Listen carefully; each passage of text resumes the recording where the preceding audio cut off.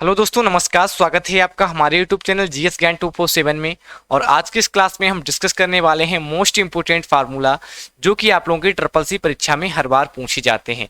तो आप लोग इस क्लास को करने के बाद जितने भी प्रकार के आप लोगों के एग्जाम में न्यूमेरिकल क्वेश्चन पूछे जाते हैं उन सभी को आसानी से कर पाओगे। ठीक है, तो क्लास को पूरा देखिएगा ताकि आप लोग अपने एग्जाम को एक अच्छी ग्रेड में पास कर पाओ। तो चलिए देखते हैं आज के इस क्लास में हम कौन कौन से फार्मूले डिस्कस करने वाले हैं।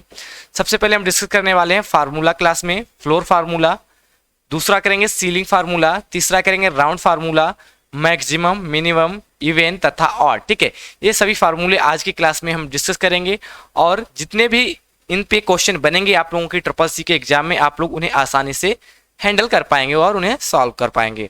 तो चलिएगा देखते हैं आज का सबसे पहला फार्मूला है हमारे पास फ्लोर फार्मूला। तो इसके बारे में हमने कुछ थ्योरी लिखी है जो कि आप लोग सावधानी से पढ़िएगा ताकि आप लोगों को अच्छी तरीके से समझ में आ जाए कि फ्लोर फार्मूला किस प्रकार से वर्क करता है। तो देखिएगा यहाँ पर कहा गया है फ्लोर फार्मूला जिस वैल्यू पर लगा हो उस वैल्यू से छोटा या उसके बराबर इंटीजर नंबर यानी कि पूर्णांक संख्या राउंड ऑफ करके दे देता है। यानी कि जिस भी वैल्यू पर यह संख्या लगेगी, ठीक है, जिस भी वैल्यू पर यह फार्मूला लगेगा उस वैल्यू के बराबर या फिर उस वैल्यू से छोटा इंटीजर यानी कि पूर्णांक संख्या को यह दर्शा देगा। समझ गए होंगे।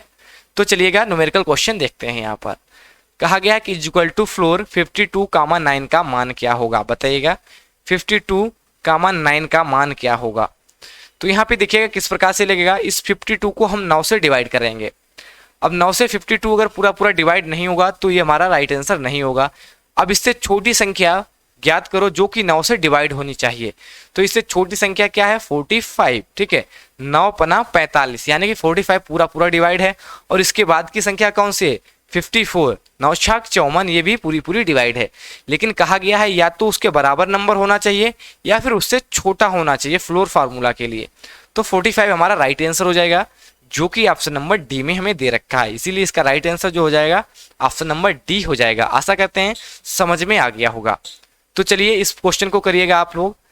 पूछा गया है इक्वल टू फ्लोर 23,7 का मान बताइएगा। 23,7 का मान आप लोग बताइएगा। ऑप्शन ए हो जाएगा 36 हो जाएगा, 21 हो जाएगा, 45 हो जाएगा या फिर 35 हो जाएगा। तो यहाँ पे क्या करना है, 23 को हमें डिवाइड करना है 7 से। तो 23 तो हमारा 7 से पूरा पूरा डिवाइड नहीं होगा।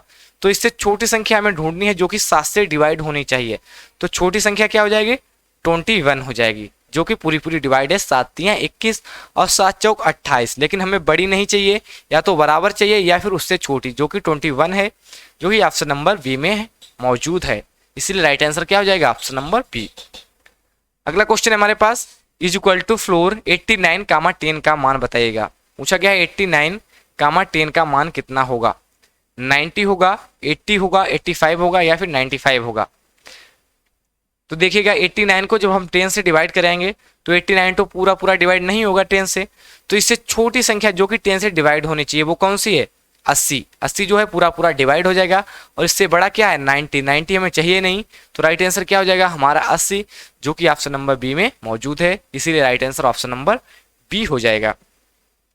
अगला जो फार्मूला है हमारे पास सीलिंग फार्मूला। कहा गया है कि सीलिंग फार्मूला जिस वैल्यू पर लगा हो उस वैल्यू से बड़ा या उसके बराबर इंटीजर नंबर दे देता है। ठीक है, अब देखिएगा सीलिंग फार्मूला जो है जस्ट अपोजिट काम करता है फ्लोर फार्मूले के। वहां पर क्या होता था, छोटी या बराबर, यहाँ पर क्या है, बराबर या उससे बड़ी संख्या को ये दर्शा देता है। तो चलिएगा क्वेश्चन की तरफ। यहाँ पर क्वेश्चन में पूछा गया इज इक्वल टू सीलिंग 35,6 35,6 का मान बताइएगा। 44 होगा, 45 होगा, 36 हो गया या फिर 56 होगा। बताइएगा इसका राइट आंसर क्या हो जाएगा।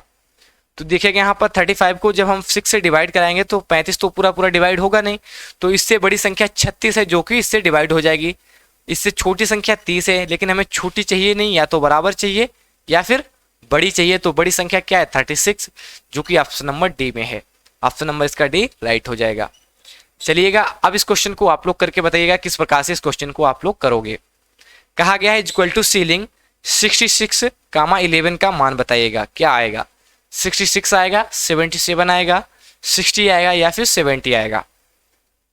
तो यहाँ पर देखिएगा 66 को हम 11 से डिवाइड कराएंगे। तो यहाँ पर देखिएगा जो 11 से है पूरा पूरा 66 डिवाइड हो जाता है, यानी कि यही हमारा नंबर रहेगा। अगर ये डिवाइड नहीं होता तो इससे बड़ा संख्या हम ढूंढते जो कि 11 से डिवाइड होनी चाहिए थी, लेकिन यहाँ पर क्या हुआ, जो संख्या दे रखी थी वही डिवाइड हो गई। तो हमारा राइट आंसर क्या होगा, ऑप्शन नंबर ए हो जाएगा 66, क्योंकि यही हमारी डिवाइड हो गई थी संख्या। अगला क्वेश्चन हमारे पास इज इक्वल टू सीलिंग 60, 13 का राइट आंसर बताइएगा क्या आएगा। 16, 13 का 90 आएगा, 65 आएगा, 100 आएगा या फिर 84 आएगा। अब यहाँ पर देखिएगा 60 को डिवाइड कराना है हमें 13 से, 13 से 60 पूरा पूरा डिवाइड नहीं होगा, कौन सा डिवाइड होगा 65, क्योंकि 13 से 65 डिवाइड हो जाता है। ठीक है, तो हमारा राइट आंसर क्या हो जाएगा 65। अब ऑप्शन नंबर कौन सा है, ऑप्शन नंबर बी। ठीक है, तो आप लोग सीलिंग फार्मूला तथा फ्लोर फार्मूला अच्छी तरीके से समझ गए होंगे किस प्रकार से ये फार्मूले वर्क करते हैं। अगर इसमें से कोई क्वेश्चन CCC के एग्जाम में बनता है तो आप लोग डेफिनेटली वहां पर इससे सॉल्व कर पाओगे। चलते हैं अगले क्वेश्चन की ओर। यहाँ पर पूछा गया राउंड फार्मूला के बारे में। ठीक है, कहा गया इज इक्वल टू राउंड 26.8547 3 का मान बताएगा। इसका राइट आंसर क्या आएगा आप लोगों को बताना है। पहला ऑप्शन है 26.590, ऑप्शन बी है 26.855, ऑप्शन नंबर सी है 27.598 तथा लास्ट ऑप्शन है 25.5984।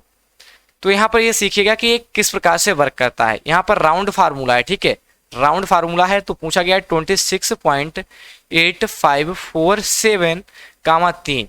इस कामा का मतलब है कि पीछे की 3 वैल्यू ही दर्शानी है, यानी कि जो पॉइंट के बाद है टोटल वैल्यू कितनी है 4, लेकिन इस 3 का मतलब है कि 4 नहीं चाहिए, केवल 3 वैल्यू चाहिए। तो हमें कितनी वैल्यू चाहिए 8, 5 और यहाँ पर ये जो लास्ट वाली वैल्यू है इसको हमें हटाना है। अब ये वैल्यू अगर 5 से बड़ी है, ठीक है, अगर ये वैल्यू 5 से बड़ी है तो ये इससे पीछे वाली संख्या 1 अंक बढ़ जाएगी। अगर ये 5 से छोटी है तो 1 अंक तो वही संख्या रहेगी। ठीक है, तो यहाँ पर ये 7 जो है बड़ा है तो 4 की जगह पे क्या आ जाएगा 5। ठीक है, यानी कि 26.855 जो कि ऑप्शन नंबर बी में मौजूद है, इसीलिए हमारा राइट आंसर क्या आ जाएगा 26.855। अगला क्वेश्चन है हमारे पास इज इक्वल टू राउंड 47.58469 2 का मान बताइएगा। इस क्वेश्चन का राइट आंसर क्या आ जाएगा 47.58469 2 का मान पूछा जा रहा है। तो इसका मतलब है कि ये 2 जो है पीछे की 2 वैल्यू ही केवल दर्शानी है हमें, ये 3 वैल्यू को हमें राउंड ऑफ करना है। अब देखिएगा ये 3 वैल्यू जो है वो 500 से छोटी हैं। ठीक है, अगर ये वैल्यू 500 से छोटी हैं तो ये संख्या हमारी वही रहेगी, अगर ये 500 से बड़ी होती तो ये संख्या बढ़ जाती। तो हमारा राइट आंसर क्या हो जाएगा 47.58 जो कि ऑप्शन नंबर ए में मौजूद है, इसलिए राइट आंसर क्या हो जाएगा ऑप्शन नंबर ए हो जाएगा। अगला क्वेश्चन है हमारे पास इज इक्वल टू राउंड 246। ठीक है, 246 1288 2 का मान ज्ञात करिएगा। अब बताइएगा इसका राइट आंसर क्या आ जाएगा। तो यहाँ पर इसका मतलब है पीछे की केवल हमें 2 वैल्यू ही चाहिए, इस 88 को हमें क्या करना है राउंड ऑफ करना है। अब देखिएगा ये 88 जो वैल्यू है ये 50 से क्या है बड़ी है, इसीलिए हमारा जो 2 है 1 अंक बढ़ जाएगा। तो हमारा राइट आंसर क्या हो जाएगा 246.13। ठीक है, ध्यान रखना 246.13 इसका राइट आंसर हो जाएगा, जो कि ऑप्शन नंबर बी में मौजूद है। आशा करते हैं आप लोगों को ये बात समझ में आ रही होगी। तो चलिएगा इस क्वेश्चन को आप लोग करिएगा, इसका राइट आंसर क्या आ जाएगा इज इक्वल टू राउंड 87.5468 0 बताइएगा इसका राइट आंसर क्या आ जाएगा। तो यहां पर देखिएगा कामा के बाद केवल 0 दे रखा है, यानी कि इसका मतलब है पॉइंट के बाद एक भी अंक नहीं दिखना चाहता है ये। ठीक है, यानी कि पॉइंट के बाद कोई भी वैल्यू ये नहीं दिखाना चाहता है। तो 87 है और पॉइंट के बाद ये 500 से बड़ी संख्या है, तो यहाँ पर 7 में कितना बढ़ जाएगा यहाँ पर 88 हो जाएगा। ठीक है, क्योंकि अगर ये 500 से छोटी वैल्यू होती तो वही संख्या रहती, जो कि ऑप्शन नंबर बी में है हमारा, इसलिए राइट आंसर क्या हो जाएगा 88 जो कि ऑप्शन नंबर बी में है। अब यहाँ पर पूछा गया है इज इक्वल टू राउंड 354 .2846 0 का मान बताइएगा। यहाँ पर आपको राउंड ऑफ करनी है वैल्यू 0.2846 0 इसका मान बताइएगा। तो यहाँ पर देखिएगा ये जो संख्या है ये 5000 से छोटी है, तो हमारा जो अंक है वही रहेगा, यानी कि 354 ही रहेगा, जो कि ऑप्शन नंबर सी में मौजूद है, इसीलिए राइट आंसर क्या हो जाएगा ऑप्शन नंबर सी हो जाएगा। अगला क्वेश्चन हमारे पास मैक्सिमम से, यहाँ पर पूछा गया मैक्सिमम 3, 6, कामा 9 का मान ज्ञात करिए। 5 आएगा, 6 आएगा, 9 आएगा या फिर 2 आएगा। बताइएगा इसका राइट आंसर क्या हो जाएगा। मैक्सिमम में क्या होता है, जितनी भी वैल्यू दे रखी होती है इस ब्रैकेट के अंदर, उसमें से सबसे बड़ी वैल्यू को हमें फाइंड आउट करना होता है। तो इसमें सबसे बड़ी वैल्यू कौन सी है, 9। ठीक है, तो हमारा मैक्सिमम जो नंबर है वो 9 हो जाएगा, जो कि ऑप्शन नंबर सी में है, इसीलिए इसका राइट आंसर क्या हो जाएगा, ऑप्शन नंबर सी। यहाँ पर पूछा गया इज इक्वल टू मिनिमम 56, 25 और 21। बताइएगा इसका राइट आंसर क्या आ जाएगा, 25 और 21। वहां पर मैक्सिमम वैल्यू छांटनी थी, यहाँ पर मिनिमम छांटनी है, तो सबसे मिनिमम वैल्यू कौन सी है, 21, यानी कि सबसे छोटी जो वैल्यू है वो 21 है। Option number B is the correct option. अगला क्वेश्चन है हमारे पास, इज इक्वल टू इवन 5.4 का मान क्या होगा। यहाँ पर इवन वैल्यू पूछी गई है कि 5.4 जब हम कैल्क सीट में डालेंगे तो हमें कौन सी वैल्यू दिखाई जाएगी।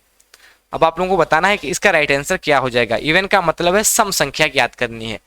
तो यहाँ पर देखिएगा 5.4 से पहली बड़ी सम संख्या कौन सी होगी, 6 होगी। ठीक है, जो कि 2 से डिवाइड है, जो कि ऑप्शन नंबर ए में है, इसीलिए हमारा राइट आंसर क्या होगा, 6 होगा। यानी कि जितने भी वैल्यू दे रखी होती है इससे बड़ी वैल्यू ही हमें देखनी होती है, छोटी नहीं देखनी होती है। 5.4 से पहली बड़ी संख्या बताइएगा जो कि 2 से डिवाइड हो, यानी कि सम संख्या जो कि 6 है, इसलिए राइट आंसर क्या हो जाएगा, 6 हो जाएगा। अगला हमारे पास नंबर है इवन 11 दे रखा है। अब बताइएगा इसके आगे कौन सी सम संख्या आएगी। तो यहाँ पर 11 के बाद सम संख्या कौन सी आती है, 12। ठीक है, जो कि ऑप्शन नंबर बी में है, इसलिए हमारा ऑप्शन नंबर बी करेक्ट हो जाएगा। अगला हमारे पास क्वेश्चन है ऑड। यहाँ पर ऑड का मतलब होता है विषम। 7.5 दे रखा है। अब 7.5 से पहली बड़ी संख्या बताइएगा जो कि एक विषम संख्या हो। तो यहाँ पर 7.5 के बाद विषम संख्या कौन कौन सी है, 9 हो जाएगी आपकी, और 11 हो जाएगी, फिर 13 भी हो जाएगी। लेकिन हमें इससे जस्ट बाद की चाहिए, तो जस्ट बाद की कौन सी है, 9, जो कि ऑप्शन नंबर सी में है। ठीक है, अगला क्वेश्चन है हमारे पास ऑड 78 का मान ज्ञात कीजिएगा। यहाँ पर 78 के बाद पूछी गई है कौन सी विषम संख्या आएगी, 79 आएगी, 81 आएगी, 78 आएगी या फिर 80 आएगी। तो आप लोगों को बताना है कि 78 के बाद 79 आता है, फिर 81 आता है, फिर 83 आता है। लेकिन हमारा राइट आंसर क्या हो जाएगा, 79, क्योंकि जस्ट बाद की पूछी जाती है। तो यहाँ पर राइट आंसर क्या हो जाएगा, ऑप्शन नंबर ए इसका राइट आंसर हो जाएगा। तो ये थे आज के हमारे टोटल फार्मूला क्लास से 17 क्वेश्चन। आशा करते हैं आप लोगों को वीडियो पसंद आई होगी। अगर वीडियो पसंद आई है तो वीडियो को लाइक करें तथा शेयर करें। बाद बाकी जितने भी बचे हुए फार्मूले हैं उसे हम नेक्स्ट क्लास में कवर कर लेंगे। तो आप लोगों की 2 वीडियो में सारे फार्मूले हम कवर कर लेंगे। इन दोनों वीडियो को आप लोग देखने के बाद ट्रिपल सी में जो भी न्यूमेरिकल क्वेश्चन आते हैं आप लोग उन्हें आसानी से हैंडल कर पाएंगे। Thank you for watching, thank you, धन्यवाद, बाय बाय, टेक केयर।